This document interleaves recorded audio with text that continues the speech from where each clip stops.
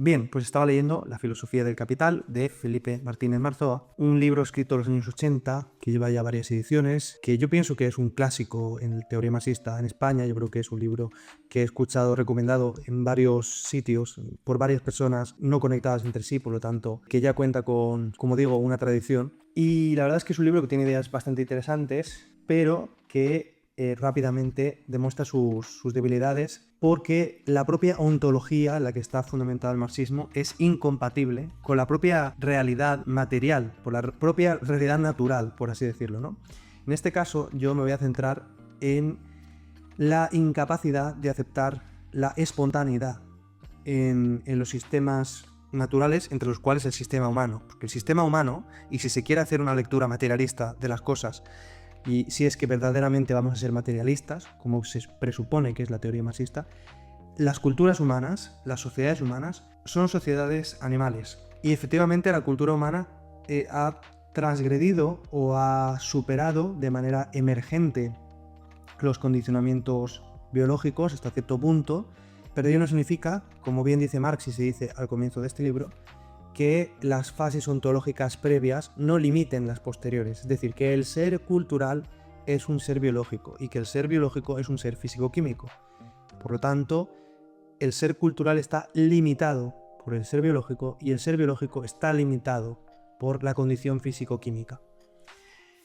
Por lo tanto, la espontaneidad existe en la naturaleza y, sin embargo, la teoría marxista, y en este caso la defensa que hace Felipe Martínez Marzoa de la filosofía del capital, de la ontología del capital, quiere planificar la totalidad de las interacciones que se producen en la esfera económica de una sociedad humana.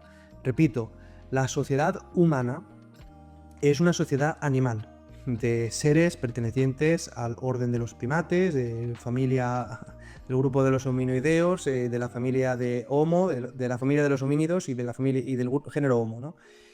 Y todo eso está limitando cómo se producen nuestras interacciones, incluidas las interacciones económicas, porque la economía es la ecología humana, es decir, la ecología es la forma en la que interactúan los organismos de un ecosistema. Es el estudio de las formas de interacción de los organismos de un ecosistema. Pues la economía no es otra cosa que la forma en la que los seres humanos administramos el valor a los objetos que intercambiamos o los servicios que intercambiamos. Pero, en definidas cuentas, esos objetos existen y esos servicios existen de manera material, y eso es un acierto del marxismo sin ninguna duda, ¿no? Pero que no se nos olvide que los seres humanos estamos movidos por deseos irracionales en gran parte de los casos, incluyendo los grandes filósofos y los grandes intelectuales. Y, por lo tanto, la propuesta de planificación y de centralización del poder y de la gestión de la economía, que como digo es la ecología humana, es un imposible, y solo es posible a través de la distopía, como ya se ha probado en infinitos experimentos sociales a gran escala, por mucho que nos empeñemos en intentar reproducir esas experiencias. Y hoy día, que por cierto, la inteligencia artificial puede ser que haga posible un conocimiento real del total de las interacciones económicas de la sociedad, sin embargo, no sería deseable. El hecho de que la inteligencia artificial haga posible esa propuesta en la que se basa la teoría marxista no significa que sea deseable. No significa que sea deseable. Si es que queremos que los seres humanos sigan gobernando y no las máquinas, porque desde luego, si siguen gobernando los seres humanos y son ellos quienes administran estas máquinas, tendrían un poder total y absoluto para hacer con nosotros, quien sea que detente el poder, lo que quiera. De hecho, si el ciudadano deja de poder aportar valor en forma de trabajo o de innovación, porque la inteligencia artificial supere nuestra capacidad creadora y termine por mecanizar la fuerza de trabajo, la democracia va a desaparecer. Pues la democracia se sostiene en que cada individuo es útil.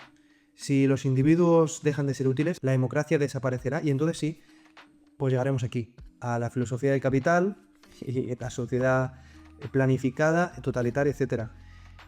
Yo sé que hay muchos que les parece buena idea porque tienen una concepción quizá ingenua de la naturaleza humana, pero para mí es un gran peligro, porque por suerte o desgracia, la libertad es el precio a pagar para la existencia del bien. Y digo que es el precio a pagar porque efectivamente la libertad puede llevar a la injusticia, como de hecho lo hace. Y de nuevo lo vemos hoy día, ha desaparecido la moral cristiana. La libertad no implica igualdad. ¿Qué está pasando en el mercado del amor? Bueno, ustedes juzguen, ¿no? ¿Qué está pasando? ¿Por qué no hay monogamia hoy? ¿Por qué hay tan pocos hombres que tienen tanta atención femenina? Y una gran mayoría que nunca tienen ni siquiera la atención de nadie, ¿no? Como digo, por desgracia, la libertad no es un fenómeno para gusto de todos y, sin embargo, es la condición para juzgar el bien, ¿no? Dice aquí Felipe Martínez Marzoa que la estructura de la sociedad moderna es una estructura espontánea, se rige por la ley de la oferta y la demanda, que es una característica intrínseca a la sociedad moderna y que por lo tanto la conciencia, la centralización del poder y la planificación consciente atenta contra esa estructura, supone una superación de una de sus características intrínsecas, que es la espontaneidad y el ajuste de carácter no consciente, la asignación de valor a los bienes de manera no consciente, por la suma total de las voluntades traducida en la oferta y la demanda. Dice Marzoa, y aquí es donde entra el kit de la cuestión, decir que la realización de la estructura consiste en hechos de naturaleza física equivale, según hemos expuesto, a decir que esa realización es dominable y que cada ente en esa realidad es, en principio, producible. Y esto equivale a decir que el funcionamiento de la estructura puede ser sustituido por una planificación consciente. Tal sustitución es una efectiva superación de la estructura, ya que ésta, según fue reiteradamente expuesto, le es esencial el carácter espontáneo no consciente. Hemos dicho antes que el ser cultural proviene del ser biológico y el ser biológico del ser físico-químico, ¿no? Y la base de la ontología que se despliega de esta defensa del capital de Marx es que por el hecho de que los sistemas previos, que los sistemas posteriores estén contenidos en los previos, estén limitados por los previos, como nosotros podemos hacer cuantificaciones físico-químicas, podemos, en definitivas cuentas, también cuantificar y dominar la escala de lo económico, que sería una escala cultural, que sería una esfera cultural, ¿no? Y que podríamos, por lo tanto, sustituir un régimen de ordenación espontánea basada en la suma de las voluntades, como digo, en el mercado, por una planificación consciente. Y eso, como hemos dicho, implicaría su realización, el conocimiento total de la suma de las interacciones posibles para poder ajustar de manera adecuada las necesidades colectivas de manera simultánea a la disposición de todos los recursos mediados por las cadenas de producción, etcétera, etcétera, etcétera. Es decir, implicaría un conocimiento total pero incluso hasta del régimen climático, de los sistemas biológicos, de la capacidad productiva de los ecosistemas, una actualización permanente y constante que también aborda en el libro de todas las innovaciones tecnológicas que producen alteraciones en cadena en la capacidad productiva de la sociedad. O sea, la propuesta de la planificación de la economía sería posible desde la omnisciencia solamente, desde una cualidad que tal vez podamos aproximarnos a través de la inteligencia artificial en un tiempo. Y sin embargo, ello no significa ese conocimiento presumiblemente total de todas las interacciones que comprometen la estructura económica, no significa que nosotros podamos actuar de manera totalmente proporcionada a esas variaciones. Es decir, si el clima varía un poco o si hay algún evento, sí, de tipo ambiental que altera nuestra capacidad de responder de manera inmediata a las necesidades productivas de una sociedad, va a llegar un evento de crisis igualmente. Porque que tú puedas conocer, que tú puedas tener la información de todas esas interacciones no significa que tú las puedas controlar materialmente. Si es que eso pudiera ser en alguna sociedad utópica posible deseable. Porque esto es lo que más curioso me parece, ¿no? Que esta gente cree que es deseable que la sociedad se rija de manera centralizada y de manera planificada. Seguimos. Dice en el apartado El poder revolucionario, en el capítulo 11, la teoría del valor y el concepto de la revolución. Dice: la revolución significa la desarticulación de la ley económica y, lo que es lo mismo, la integración de toda la producción en un plan o cálculo único asumido por toda la sociedad. El poder de la burguesía es espontáneo, no consciente. El propio funcionamiento de la ley económica, la propia espontaneidad económica, sitúa a la burguesía en condiciones de determinar la política.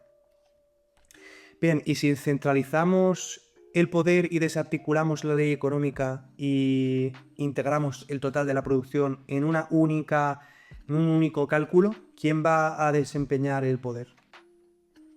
¿Toda la población también?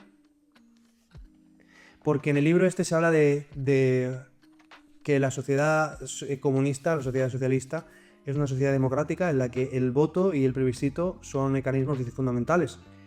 Sin embargo, vuelvo a repetir, ¿cuáles son los deseos de la gente? ¿Los deseos de la gente van a estar incluidos dentro de esa dinámica? De esa autodeterminación del funcionamiento de la estructura económica. ¿Y en qué medida eso colisiona con la realidad, ¿no? Porque me da la sensación de que si tú consideras que es necesario controlar el total de las interacciones en una determinada dirección, no hay mucho rango ahí interpretativo para la voluntad de la población, ¿no? Entonces, ¿cómo va la sociedad en su conjunto, los individuos que componen la sociedad, a asumir ese poder total en un cálculo único? ¿Cómo va a participar, ¿no?, en esa decisión, en esa deliberación, el total de la población, ¿no? Y dice a continuación que la aparición de la palabra dictadura en la fórmula marxiana no tiene nada que ver con el habitual concepto descriptivo de dictadura, como se verá con claridad aún mayor en lo que sigue. Por lo que se refiere a la forma jurídico-política que la dictadura del proletariado haya de tener, el pensamiento de Marx es que tal forma no puede ser otra que la República Democrática. Muy, muy, muy curioso, ¿no? Es decir, cómo compaginar una centralización del poder total y una planificación central con una participación colectiva total, ¿no?, de la sociedad en él, ¿no? De nuevo, pienso que estas teorías solo pueden ser sostenidas desde una perspectiva ingenua para con la condición humana, o bien una perspectiva perversa. Es decir, para tú pensar que esto es posible o siquiera deseable, ya ni siquiera digo posible, porque tal vez la tecnología en el siglo XXI nos lo faculte. Tienes que ser muy ingenuo con la naturaleza humana o tienes que ser perverso. Pero no puedes ser una persona madura, y no me refiero en un sentido intelectual, me refiero en un sentido de vida, de haber confrontado las suficientes experiencias vitales en el trabajo, en el amor, en la familia, en las amistades, en todo. Y pensar que el ser humano, porque esto no te lo pueden enseñar los libros, esto tienes que comprobarlo tú viviendo, Pensar que el ser humano, en un escenario de centralización del poder, se va a dedicar a respetar los derechos individuales de las personas y a practicar, en fin, no sé qué suerte de utopía, una en la que controlen el total de tus interacciones económicas, que la economía es la ecología humana, que no existe libertad si no hay libertad económica, Porque yo cualquier cosa que quiera hacer, incluso comprar este libro, implica una acción económica. Es que cualquier cosa, la ropa con la que yo decido vestirme y que yo escojo, la comida que yo decido comer, los libros que yo quiero leer, todo, no existe libertad sin libertad económica. No existe libertad sin libertad económica porque la economía es la ecología humana. Y la ecología son las interacciones de los organismos que componen un ecosistema. Y yo soy un organismo de una sociedad humana del grupo de los primates hominoideos del género Homo, de la especie Sapiens. Y por lo tanto vivo en la Tierra y me rijo de manera en alto grado espontánea, incluso lo que ahora os estoy contando se rige por la espontaneidad, y estoy dotado de una serie de deseos, algunos más legítimos que otros, pero es mi responsabilidad elegir cómo ejerzo esos deseos. Porque si voy a ser una buena persona, lo tengo que decidir yo. Luego ya seré juzgado efectivamente y la sociedad tomará represalias por lo que he hecho o he dejado de hacer, pero solo yo soy, mediante mi libertad que ejerzo de manera material, el que va a constituirse como una buena o una mala persona. Y no que haya un plan aquí central que me diga cómo tengo que ser yo bueno y que controle cómo he de serlo, básicamente, ¿no? Dice la página 230. Dijimos que el ejercicio del poder por el proletariado solo puede estar basado en un proyecto consciente. O sea, no en una dinámica económica, objetiva, espontánea, sino en la conciencia crítica de la clase misma. Pero ¿cómo va la conciencia de una clase? Que veremos qué significa esto. Controlar la suma de las interacciones. ¿Es que acaso somos todas las personas un cromo?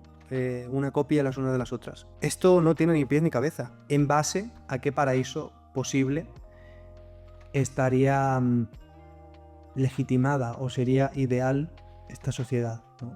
Y bueno, ya por último quiero decir una cosa, es una reflexión personal también, que ya dije en su momento en la Universidad Politécnica de Valencia, y es que este orden espontáneo que rige las interacciones económicas en una sociedad liberal, como son las sociedades modernas, una estructura económica capitalista, ese orden espontáneo que por culpa a veces de los deseos humanos también nos lleva a desgracias, como es la desaparición de especies, y que por lo tanto debe de ser controlada. Las voluntades humanas, no hay que glorificar tampoco la libertad individual, no. Porque los seres humanos formamos parte de culturas con una serie de creencias y de deseos, etc. Muchos animales se han extinguido por meras supersticiones y porque la ley de la oferta y la demanda así lo ha permitido, porque se han cazado porque alguna parte de su cuerpo se considerada con propiedades curativas, por lo que sea. Claro, eso no puede ser atribuido al capitalismo, pero lo que sí que puede ser atribuido al capitalismo es que da libertad para que las voluntades humanas, sean estas lógicas o no lo sean estas racionales o lo dejen de ser, se desarrollen, ¿no? Y las consecuencias de eso a veces pueden ser dramáticas y no solo la desaparición de especies. Hay un mercado negro de 1000 asuntos que hablan de la pobredumbre de la condición humana y que mueven una gran suma de capitales. Y no me cabe ninguna duda de que esto a lo que me refiero está sostenido por la voluntad de muchas personas, todos estos mercados. Ya bien sea de la prostitución, bien sea el del tráfico de personas, el tráfico de animales y la esclavitud moderna, etc. Todo eso existe y aquí hay personas que forman parte y personas que se benefician de ello y personas que hacen la vista gorda y personas que, en fin, la condición humana es así. Por lo tanto, tampoco vamos a hacer aquí una glorificación. La voluntad humana, la condición humana es así. Y como digo, la libertad es el precio a pagar para la realización del bien. El bien existe solo porque el mal existe. Simple y llanamente, simple y llanamente. No es una fuerza independiente la una de la otra. Bien, no sé qué pensemos, como han querido muchos filósofos y muchos filósofos cristianos, en concreto, que el bien es lo único que existe y que alejarnos del bien es lo que constituye el mal, ¿no? No que el mal tenga entidad ontológica que exista, ¿no? en cuanto tal. Pero bueno, si no nos ascribimos a esa visión, la libertad es el precio a pagar por la existencia del bien, para la realización del bien. Y como decía, ese orden espontáneo de la sociedad capitalista existe hasta cierto punto, porque a veces es transgredido por las voluntades humanas, pero es cierto que logra, mediante la ley de la oferta y la demanda, regir la voluntad general, en definidas cuentas, ¿no? Y los defensores del liberalismo hacen una fuerte defensa del orden espontáneo en la economía. Sin embargo, suelen tener un pensamiento extractivista y racionalista cuando se trata de la explotación de los recursos de la naturaleza. Allí ya no respetan el orden espontáneo. La izquierda, por otro lado, suele respetar, por lo menos en su plasmación política práctica, el orden espontáneo natural. Suelen hacer una defensa de la preservación de la naturaleza y un respeto de los ciclos naturales, el orden espontáneo de la naturaleza, etc. Pero no respeta el orden espontáneo en la sociedad humana, que por supuesto, como digo, no tiene que ser total. En definitiva, caos y orden están representados tanto en la naturaleza como en la cultura humana. Si es que la cultura humana no es, en definitiva, un fenómeno de la naturaleza, ¿no? Y esa es una contradicción que yo veo muy rampante, que como digo, ya dije en esta conferencia en la Universidad Politécnica, que la derecha defiende el orden espontáneo en el mercado, pero la racionalización y la tiranía, básicamente, sobre la naturaleza, y la izquierda defiende la tiranía sobre la sociedad, pero el orden espontáneo en la naturaleza. Y yo pienso que en una cosa ni la otra. Quienes conocéis mi canal, quienes me seguís de hace tiempo, quienes habéis consumido mis vídeos, sabéis que tengo una posición muy heterodoxa con respecto a prácticamente cualquier asunto, desde la conservación hasta la política. Pero de nuevo, el caos y el orden existen en la esfera natural y en la esfera cultural. Y, en fin, intentar desarrollar una economía que desestime la existencia del orden espontáneo, de la espontaneidad en general en el mundo, es incompatible con cómo la realidad, cómo la naturaleza es y cómo por lo tanto somos nosotros, ¿no? Y ya está, esta es mi reflexión a este respecto sobre este libro de Marzoa, Felipe Martínez Marzoa, y sobre la filosofía del capital. Espero os haya gustado.